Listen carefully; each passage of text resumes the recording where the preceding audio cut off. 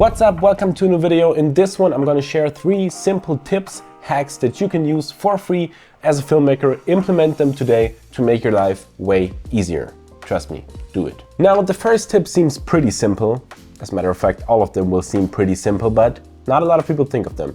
The first tip is always have a penny, or in my case, a cent in your pockets. A lot of tripod quick release plates nowadays have these built-in handles that you can use to screw them on and off the camera, but the time will come where you have a quick release plate like this or any other screw like this. And while these fancy tools are nice, like for example the red Sidewinder, made a video about that right here, go watch it. It's an amazing tool. You know, you have everything like the normal screw, an Allen key, the Torx key, you have everything that you could ever need. But sometimes, even though you can strap it onto your belt, you won't have it on you.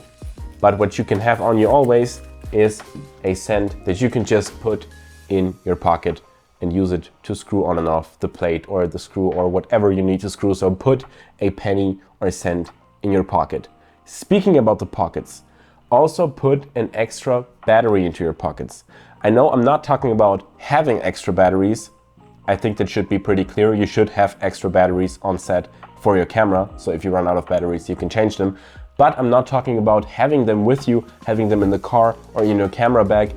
I'm talking about having them in your pants, on you as a person, so that if you're filming something where you can't run back to your bag or to your equipment station because you're in the middle of shooting an interview or shooting B-roll somewhere else a few meters away from your equipment station, or if you're at an event or shooting a wedding where you can't go back to your bag because you have to be right there, change the battery real quick and go on, keep on shooting. That's why you should have one of these fully charged in your pockets.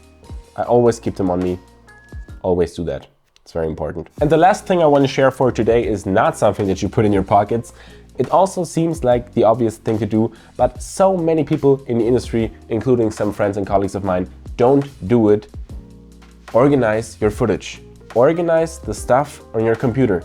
Don't only have a tidy house where you know where the equipment is and your kitchen stuff and everything. No, you also have to be clean and tidy when it comes to the digital world. I made a video in the past on how I structure my folder for projects with video, the files, the export files, audio, graphics, everything like that. You have to organize your footage for each and every project so that you don't lose anything, you keep track of everything. If you need to go back to a project in the future, you know where it is, you know where it's back up, you have the files ready. You always have the same system, so it's not like for this project the drone footage is here and for this project the audio files are there. No, it's always the same. Stick to one system.